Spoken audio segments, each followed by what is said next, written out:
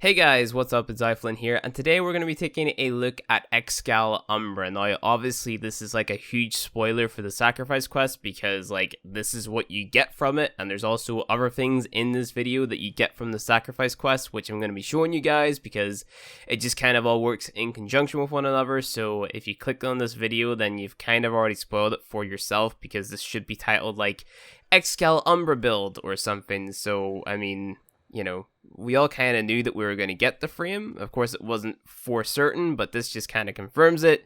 And I mean, the quest is out for everyone to enjoy and watch and stuff like that. So, I mean, you clicked on the video, so you kind of ruined it for yourself to a certain degree. But that's besides the point. We're here to talk about Excalibur Umbra, sort of compare him to regular Excal, and talk about the sort of modding differences that there is as well, because there was new mods that were introduced with the Sacrifice quest, which I find very, very interesting. So, Excalibur Umbra is basically the exact same as regular Excal or Excal Prime with a few stat differences. I believe the differences is in health and armor, so you can see we have 1k health up top right, so we have more base health and we also have more base armor. Not too sure if the energy is affected because I don't have a max energy, but let's go ahead and check. I feel like that's more energy than the regular Excal, but we can go ahead and double check in a minute. But basically, the abilities are pretty much the exact same with a few sort of cosmetic or aesthetic changes. So our first ability, Slash Dash, you can sort of hear it sounds different. And your Exalted Blade, whenever you do dash with it, looks cooler as well. Your second ability, Radial Blind, it has a longer casting animation because you do this like howl. So it's kind of like a miniature nerf to it, but not really. Just because that casting animation is a tiny bit longer, but it doesn't matter too much. And if it's really that big of a deal to you, you can use Natural Talent, although I wouldn't recommend that. Third ability is Radial Javelin, which is, basically sends the javelin at all the enemies around you, dealing damage to them. Fourth ability, Exalted Blade, which is just your, bring out your sword, send little waves flying.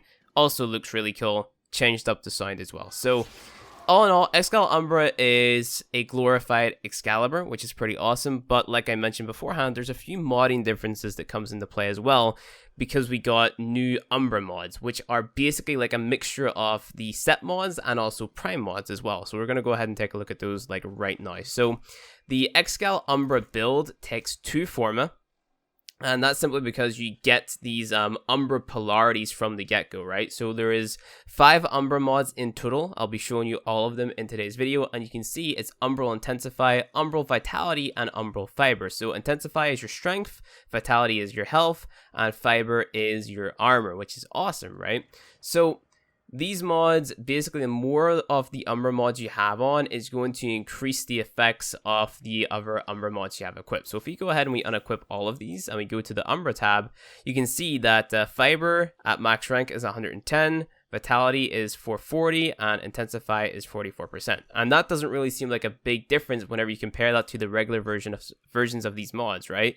So if we take a look at Steel Fiber, 110, then we take a look at Vitality, 440. Those are pretty much the exact same. And if you take a look at Intensify, you get a 4%, or not even a 4%, a 14% difference there, which that might not seem like a lot, but, in the greater scheme of things, it is a lot. But, as I mentioned beforehand, the more you throw on, the greater the effects are. So right now we're at 440, we throw on Fiber, it goes up to 550, which is awesome, and Fiber goes from 110 to 137, which is really cool too. We throw on Intensify, 770% extra health, which is massive, and we also have 192% more armor, and then 66% more ability strength. Now, those stats make a world of difference. Those are really insane, really powerful, and it makes it so that you can skip out on having a few corrupted mods, right? So usually on Excal, you'd be modding for Transient Fortitude because you need to bump yourself up over 180% power strength for your Chromatic Blade to have 100% status, right?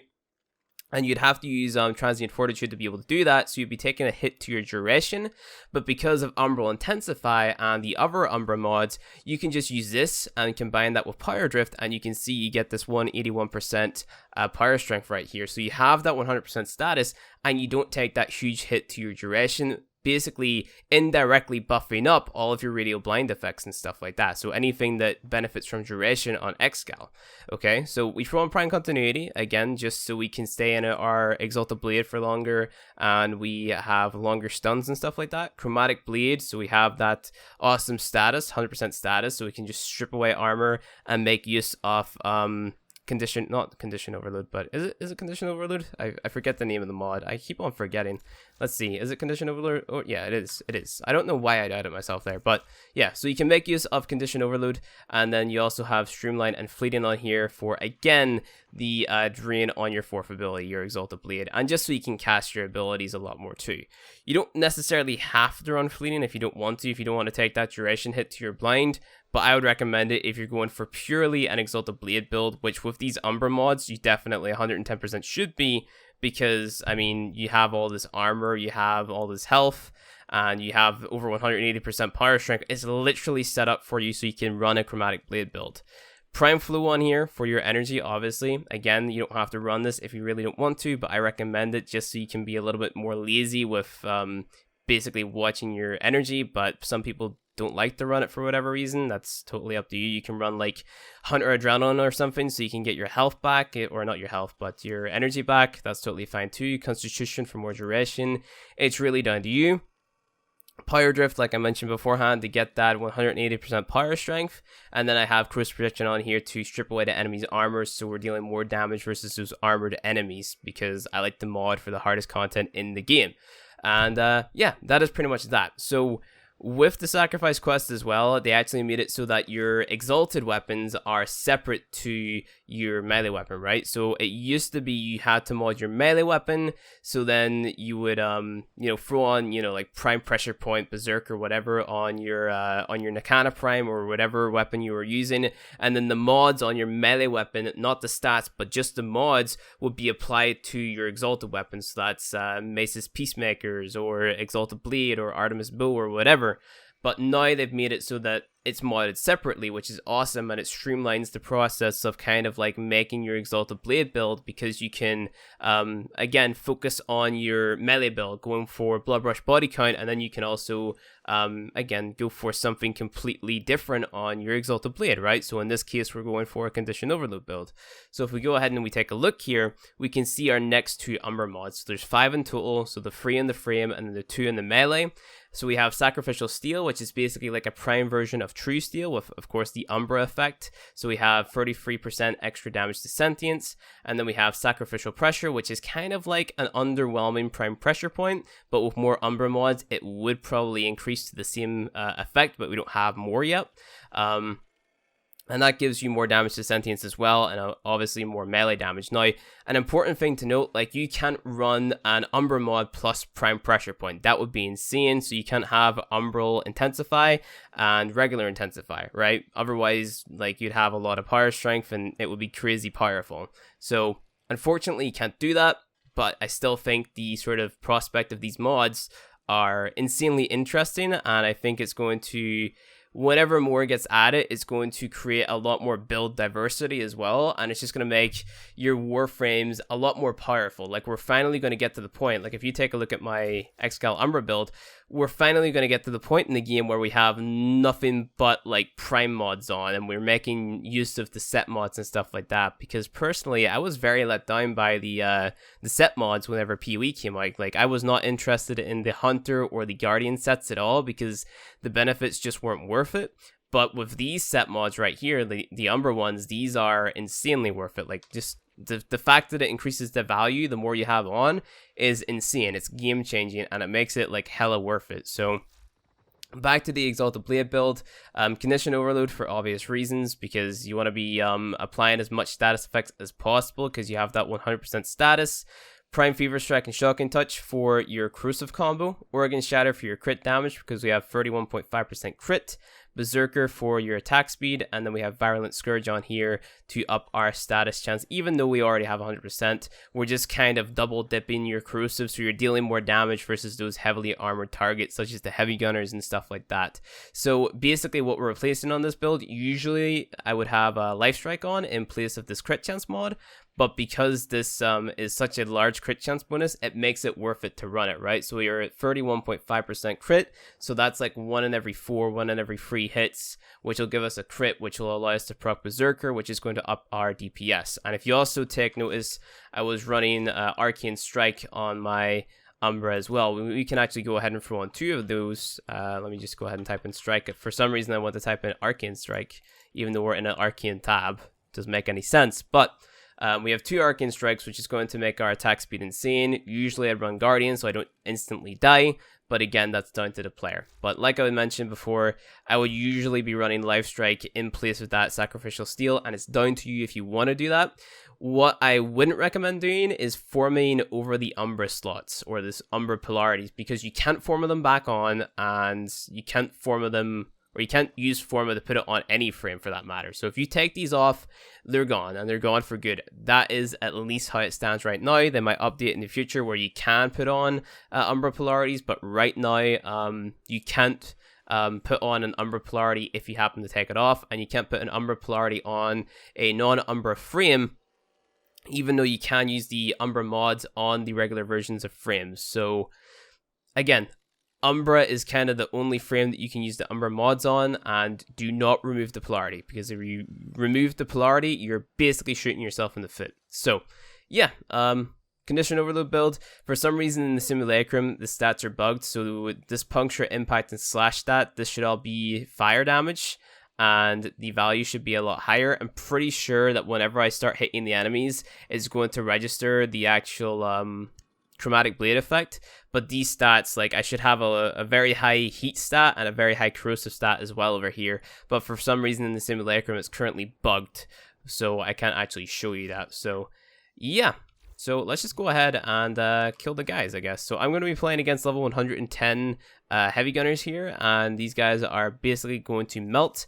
The reason I do 110 is because that's the highest level of enemy you're going to come across if you're doing the highest level content in the game, which is the sorties. If you're going deeper, you probably don't want to be using Excal. However, you can go deeper with Excal, and you will still be able to deal a lot of damage using the build that I showed you, but there are other frames out there which are probably better for doing that higher end content, like those 3-hour survivals and stuff like that. Frames that are able to one hit, like, you know, an Anaros just spamming your 1, or Ivara spamming Sleep Hour, or Equinox spamming 2, stuff like that. So it really depends on your frame setup. So let's just go ahead and spawn all these guys in, get my energy, and usually what you want to be doing with Excal is you want to hit your 2 to blind all of them. Then you hit your 4, bring out your Exalted Blade, and just murder them like so. So, as you guys can clearly see, our Chromatic Blade is still taking effect, and we're dealing insane damage. Now, the reason we're dealing, like, insanely high numbers is because we're blinding them, and whenever the enemies are blinded, you get an 8 times multiplier to your damage because the enemies are unaware of your position. It's kind of like a stealth bonus. We also have extra crit because of our crit kitty right there, extra attack speed because of our Arcane Strike. So we're basically just able to shred down the enemy's HP in no time. So yeah, Excal is definitely a frame that you can take in the sortie level, and you can mimic pretty much the exact same build minus the Umbra mods on your regular Excal. I've made videos on Excal in the past basically demonstrating the exact same thing. But yeah, Excal Umbra is very insane. You're going to have a higher duration stat on him just simply because of you know, you don't have to run Transient Fortitude and stuff like that. So we have a 17-second duration on our Radial Heil instead of, I think it's 13. We have an energy drain of 0.65, blind duration of 6.9, buttload of damage, 452.5. Your damage, like the base damage of Exalted Blade and Radial Javelin and stuff like that, may be a little bit higher on your regular Excal because you're going up to 200% power strength if you're combining Power Drift, Intensified, Transient Fortitude together with one another. However, I would, you know, go as far as say that the trade-off, like the fact that you can run these Umbra mods, right? Because these Umbra mods, you're getting bonuses like extra damage to sentience, and as we know, these extra damage to sentience or extra damage to faction mods, they actually work like multiplicative, right? So that's how Condition Overload works. It multiplies your damage. So these mods are basically going to multiply your damage versus a certain faction, and I usually use Excalibur kind of like a sentinel or a sentient killer anyway. So for me, this build makes a lot of sense. That's what I use Excal for, at least in today's meta of Warframe. Of course, like, you can go ahead and you can replace Sacrificial Pressure Point for, you know, Prime Pressure Point, and you're going to get more damage versus like other enemies in the faction. You can keep Sacrificial Steel on or whatever, but like I mentioned beforehand, you're not going to be able to throw that Umbra mod slot on. And again, like I mentioned beforehand, I'm saying that a lot. Once we get more Umbra mods, the stats of Sacrificial Pressure Point are going to be increased. So imagine we got like an Umbra version of Organ Shatter, right? Then it would increase the stats of the Umbra Organ Shatter and also the Umbra Pressure Point and the Umbra True Steel. So it's worth keeping those Umbra polarities on and keeping the Umbra mods and ranking them up. However, they are pretty costly to rank up, and it's down to you as a player, depending on the position that you're in the game, if you want to go ahead and, of course, level up those mods. So it's really down to you. So that is pretty much it, guys. Whenever it comes to Excalibur Umbra, he is basically kind of like, I don't want to say a side grade, because there is potential for him to be a lot better than regular Excalibur and Excalibur Prime. In fact, in a few cases he actually is. So if we just go ahead and go to regular Excalibur, you see that we have more armor and we have more energy. So you don't actually have more health. The health is the exact same, but because you have the Umbra Vitality on there, you're going to get more effective health because you have the Umbra Steel Fiber too. And like I said, you can't throw on those Umbra polarities on regular Excalibur, and they take 16 capacity per one mod, so you'd have to form it like literally every slot, and even at that, you wouldn't be able to get that massive effect, right? Because you just wouldn't have enough capacity, even if you did form it every slot, so it kind of sucks. So that's why Excalibur Umbra, there's the potential for him to be a lot better in terms of damage dealing potential versus Sentience, at least anyway. And then as more Umbra mods come out, there's the potential for him to be just far better than regular Excalibur. Like, some people may see that as a problem. I've seen a few people say that, oh, whenever these mods get introduced, like, it's going to make Umbra a lot more OP than regular Excalibur and stuff like that, and there'd be no reason to use them. But that's if those mods get released. Now we're treading on if it happens territory, and we don't know if it's going to happen. What I would like to see from this point onwards is a new quest for every single Umbra frame that comes out. Like, if I want to see Umbra Vault or something, you know, more or less get the same thing where it throws us through a story of the Umbra frame or something like that. But other than that, that's pretty much it. So thank you guys for watching this video. If you liked it, go ahead and hit like. If you want to see more Warframe content from me, hit subscribe. And I'll see you guys in the next video.